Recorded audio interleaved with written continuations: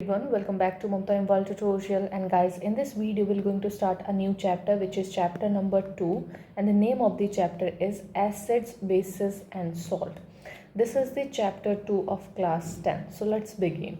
What is a chemical substance? Normally a chemical substance can be a acid, it can be a basis, it can be a salt, which we need to focus in this chapter. First, what is an acid? So one by one we will talk about each of these in a continuous manner. Okay, so first we will talk about the acids. What is acid? On the basis of strength of H positive ions, like how much as H positive ions are present, we are considering or we are dividing acid into two forms, which is a strong acid and a weak acid. What is a strong acid? For example, HNO3 or H2SO4 or HCl. These are the example of strong acid because they have more H positive ions into it. Okay, what are the weak acids? The weak acids are the acid like HCOOH, okay, and H3COOH. These are the example of weak acid because they have low concentration of H positive ions. That's why we are considering it as a weak acid. Okay, what are the physical property of an acid? The physical property, first is the it tastes sour. Okay, second is the soluble in water. All the acids are soluble in water. Second is the all dilute acid conduct electricity. The acid which is diluted, that means the acid contains some water, that kind of acid is capable of conducting electricity. Next is the change blue litmus to red. Whatever the litmus is the indicator, and that indicate that it is a acid. When a blue litmus paper will change to red, that means we are taking the substance which is a acid, and that indicator is indicating that. Okay, what are the type of acids? Like type of acid are of two type. One is the organic acid and second is the mineral acid. What are the organic acid? The acid produced by plant and animals. For example, HCOOH or H3COOH. The weak acids is they are produced by the plants and animals, that why they are considering they are coming in the category of organic acid. What are the mineral acid? The acid prepared from minerals present in the earth crust. So whatever the minerals which we are getting from the earth crust, and that minerals are required to prepare the acid. For example, like HCl, H2SO4. These are the strong acid which we are getting. So these are the acid which is mineral acid because they are preparing from the minerals which are present in the earth crust. Now we talk about the chemical property of an acid. What are the chemical property? Like first is the reaction with metal. Whenever a acid react with a metal, what it give? Like this is the metal plus acid. Okay, these the reaction, it will give us salt plus hydrogen gas. Okay, what is the example? Like if we take an example, zinc plus H2SO4. Okay, it will give us zinc SO4 plus H positive. This will be the reaction.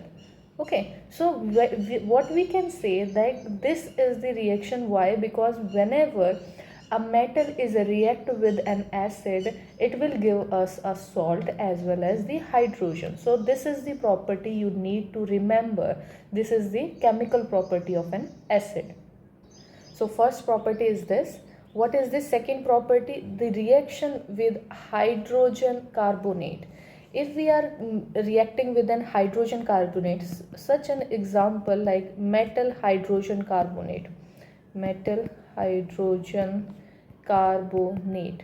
Okay, we are taking an example. If this will react with an acid, it will give us salt plus carbon dioxide plus water. Okay, this is the second property of an acid. So for example, NaHCO3, if we are taking this with HCl, what it will give us? NaCl plus CO2 plus H2O. What is this? Like whenever, this is the property of an acid, like whenever it will combine with any hydrogen carbonate, it will give us some amount of salt, carbon dioxide and water. So this is the second property. What is the third? The reaction with metal carbonate. Whenever an acid react with the metal carbonate, for example, this is another property. If we are taking a metal, sorry, it's not mental, it's metal carbonate, okay. If we are taking a metal carbonate with acid, it will give us a salt, okay, plus carbon dioxide plus water, which is very much similar with the hydrogen carbonate. So for example, like Na2CO3, okay, this is the metal carbonate and we are taking it with the 2 molecule of HCl. What will it give? It will 2 molecule of NaCl, which is the salt plus carbon dioxide plus water. So this is what, this is the third property of acid. Whenever an acid react with a metal carbonate, it will give us salt, carbon dioxide and water. The fourth and last property of an acid is reaction with metallic oxide. Okay, whenever an acid react with a metal oxide, this is a metal oxide, okay, it will react with an acid. What is a metal oxide? It is a base. That's why we are saying that whenever a base react with acid, it will give us a salt plus water. This is the fourth and last property. For example, CuO plus 2 molecule of HCl, if we are reacting them, it will give us a product CuCl2 plus H2O. So what is this? This is the salt, this is the water, this is the acid and this is the metal oxide. So these are the property, chemical property of an acid which we need to remember. Now what about the bases? On the basis of OH negative, like in the acid we are taking the, what is the strength of H positive ion, we have classified into two, the strong and the base or weak acid. Similarly in base we are also on the basis of the strength of OH negative ions, we have classified base into two form, which is the strong and a weak base. What are the strong base? Which have OH negative ions in a high quantity, like NaOH, this is a strong base.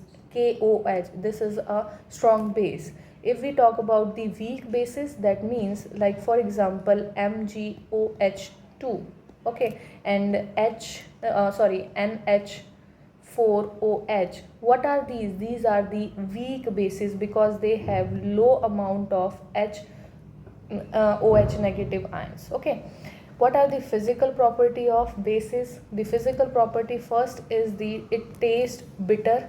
Okay, second is the, they slippy to the skin. Okay, they slip mostly, if you touch it, it will give you a slippery kind of feeling to our skin. Okay, and the third property is some bases are water soluble, which we call it as alkalis. Okay, what are the, like sodium hydroxide, like sodium hydroxide, these are the bases which are water soluble.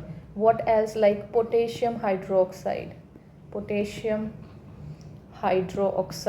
these are the example of the bases which are water soluble. Okay, and they are known as the alkalis. Okay, the next or fourth property is the change red litmus to blue. Whenever we are checking or testing whether this substance is acid or base, if we put a red litmus to in that solution and it will give us a blue color, that means it is a base.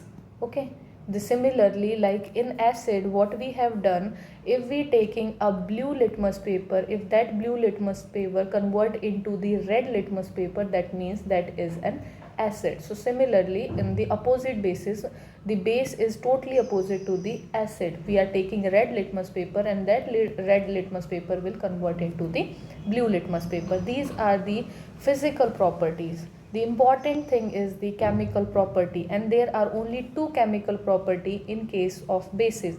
Like a reaction with metals, whenever a metal react with any base, it will give us salt plus hydrogen. Okay, this is the first property. For example, if we take Zn plus 2 molecule of NaOH, it will give us Na2ZNO2 plus H2. Okay, so this is what, this is the salt, this is the hydrogen gas, this is the base, and this is the metal. Whenever a metal react with a base, it will give us a salt plus hydrogen. The second property and last property of bases are reaction with non-metallic oxide, like non-metallic oxide. Okay, if a non-metallic oxide, what is the non-metallic oxide? It is acidic in nature, that's why we are calling it as non-metallic oxide. So whenever a non-metallic oxide or acid react with a base, it will give us salt plus hydrogen. Okay, the product is always same. For example, like if we taking carbon dioxide plus 2 molecule of NaOH, it will give us Na2CO3 plus H2O. So what is this? This is the salt, this is the water. Okay, so this will be the reaction which you need to remember. So whenever a non-metallic oxide which is acidic in nature, it will react with the base, it will give hydrogen plus water. Okay, water. So this will give the non-metallic oxide is carbon dioxide, we have taken, and base NaOH we have taken. So this will be the salt, and this is the water which we get. Okay, so these are the two properties or chemical properties of bases. What are the salt? Now they formed by the neutralization reaction. Okay, salt will form by the neutralization reaction. What is this? Whenever an acid will react with a base, it will give us a salt plus water. Okay, this will be always the reaction. Whenever an acid react with base, it will give us a salt, and this is also known as the neutralization reaction. So for example, NaOH, we are combining it with the HCl. What it will give? It will give NaCl plus water. Okay, so this is the base, this is the acid, this is the salt, and this is the water. For example, if we take another HNO3, it will react with KOH. What it will give? KNO3 plus H2O. So this is the salt, and these are the reactants. So as a product, what we get whenever an acid and base react, as a reactant, as a product, we will get a salt and a water. So this is the property for a salt. Now what else in this chapter is the indicator? Okay, what are the indicators? So indicators are the natural form, or it can be artificial, which can indicate whether a substance is acidic, basic, or neutral.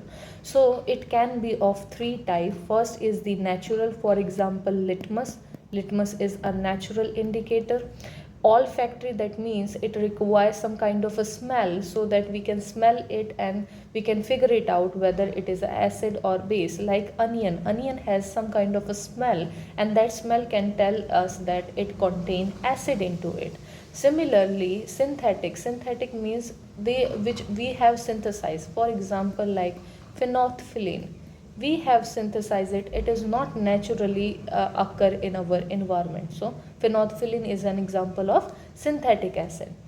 The indicator, this is the important thing which mostly the question in the entrance exam they used to ask. What is the reaction when an litmus paper, a red litmus paper, a litmus paper will convert into red when it react with an acid, or blue when it react with an alkali or a base. Okay, if we talk about the methyl orange, then it will become pinkish red in color when it contact with an acid, and it will become yellow when it react with an base. Phenolphthalein, if we talk about phenolphthalein, it will be colorless. Okay, whenever it react with an acid, it will be colorless, and if it react with an base, it will give us a pink color. So this is what indicator indicates. Okay, the next point is in this chapter is the pH scale. What is a pH scale? A scale of measuring hydrogen ion concentration in a solution. So how much hydrogen ion concentration in that solution will tell us what is the reading on that pH scale. For example, in the acidic solution, the pH should be less than 7. Okay, for a neutral it should be equal to 7, and for basic it should be greater than 7. So this, if this is a pH scale, so this is the 7. If we go above or more than 7, reading of more than 7, that means that side is a base side. And if we are reducing the number, that means if we are going below to the 7, that will be the acid. Okay, so acidic solution is below or lower than 7, pH should be lower than 7, neutral it should be equal to 7, and basic it will be increase, or we can say that the more than 7. In this chapter we have some other important components also, like some components like common salt. Okay, what is a common salt? If we are talking about the name of the common or chemical name, it is the sodium chloride. Okay, what is the formula for it? Is the NaCl. Okay, and how it become, what is the how we prepare the NaCl? For example, if we taking a sodium hydroxide plus it react with an HCl or hydrochloric acid, it will give us NaOH, sodium NaCl, which is sodium chloride plus water. So this is how we obtain common salt, or we can say that sodium chloride. What is the uses of the common salt? It can be used to make many type of chemicals. Okay, so it can be used as a raw material to making a chemical, as well as we are using it in the cooking our food. So this is how we are using a common salt. The second is the caustic soda. Okay, caustic soda. What is a caustic soda? It is sodium hydroxide. Okay, what is the scientific name, or we can say chemical name of caustic soda? Is the sodium hydroxide. The formula is NaOH. How we obtain it? When we react the NaCl, okay, sodium chloride plus 2 molecule of H2O, it will give us 2 molecule of NaOH plus Cl2 plus H2. Okay, so this is how we obtain the caustic soda or sodium hydroxide with this reaction. The uses of caustic soda is we use it in the detergent or in the formation of soaps. Okay, next use is the paper making. So they may be asked like, what is the use of caustic soda in paper industry? So in making paper also we use caustic soda, as well as in the bleach or bleach manufacture. Okay, when we make bleach we require caustic soda for it. Okay, what else we can also say?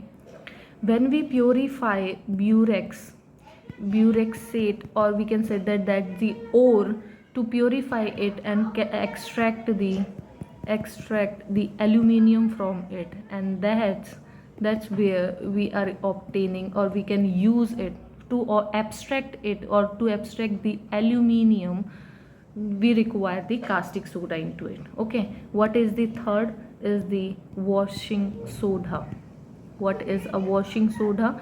The chemical name is the sodium carbonate dicarbohydrate. Okay, this is the chemical name of the washing soda. Okay, what is the formula? Is the sodium, which is Na2CO3 dot 10 molecules of H2O. So this is the formula which you should remember for exam point of view. How we can get it? We can get is Na2CO3 plus 10 molecules of H2O, and what we get Na2CO3 into 10 molecules of H2O. So this is how we get a washing soda. Where we require a washing soda? For softening a hard water, we require washing soda. What else the uses? Second is the washing clothes, we require it. Okay, washing clothes. In the paper industries we require, or paint industries we require, or we can say that textile industries also we require washing soda in a huge quantity. Okay, as well as in the manufacturing glass. Okay, glass, and the also making the caustic soda. Okay, we require washing soda for it. Okay, so this is what the use of the washing soda. The next is the baking soda, which is also very important. They may ask the formula of it. So the baking soda is also known as the sodium hydrogen carbonate. Okay, so what will be the formula for it? Which NaHCO3. Okay, what will be the reaction for it? That will be NaCl plus NH3 plus CO2 plus water. Okay, these are the reactant, and then they give us a product as a baking soda, NaHCO3 plus NH4Cl.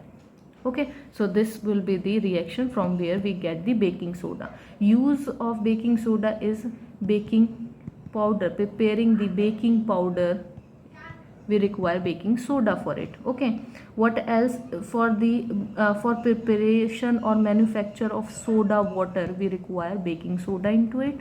Okay, in the fire extinguishers, okay, the fire extinguishers are also require some amount of baking soda into it, or we can say that as an antacid in medicine we can use the baking soda into it. Okay, so this is the function or use of baking soda.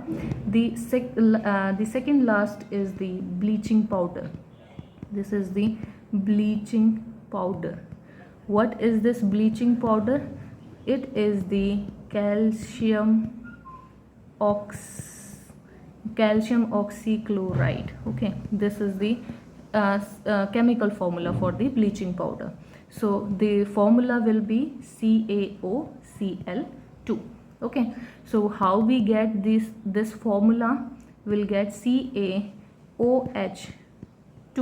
Okay, we are passing it with from the chlorine gas, we will get CaOCl2 plus H2O. So this is our bleaching powder which we get. Where we use this bleaching powder? We require it for bleaching cotton industries. So bleaching cotton, textile, we can say that textile. Okay, and we can use it as disinfectant, which disinfect what? Drinking water. Okay, what else we require it? We can also require for an oxidizing agent in any chemical industry. Okay, in chemical industries. This is also an example, or we can say that use of bleaching powder, as well as the manufacturing, okay, as well as the manufacturing of chloroform. We require chloroform, we require bleaching powder into it. And the last is the plaster of Paris. Plaster of Paris, this you will need to remember, okay. This is the last one. The name of the plaster of Paris, the chemical name is the calcium sulfate hemihydrate, okay. This is the chemical name, and the chemical formula is the CaSO4 dot half H2O, okay. How we get it from the gypsum. So CaSO4 dot 2 molecule of H2O, which is also known as the gypsum. That gypsum will when we heat it up, okay, we are giving heat to it, it will convert into CaSO4 dot half H2O, which is our plaster of Paris, plus 1/1/2 H2O, okay. So this will be the complete reaction from where we are getting the plaster of Paris. Where we require the uses of plaster of Paris, this is the while making statues we require, making any models we require plaster of Paris, making toys we require plaster of Paris, okay. What else? The fireproof materials, whenever we are making any material which is fireproof, we can use plaster of Paris into it, okay. And other, like if we have any fracture in our bone, so to settling that fractured bone, we require plaster of Paris, so that plaster will protect our movement of our hand, and then that fracture bone will be repaired soon. So this is what we this is all in this chapter. I hope you have understand all those concepts. If you still have any problem, if you don't understand it, please let me know. And if you like my videos, please give me a thumbs up and subscribe my channel. And thank you guys for watching this video.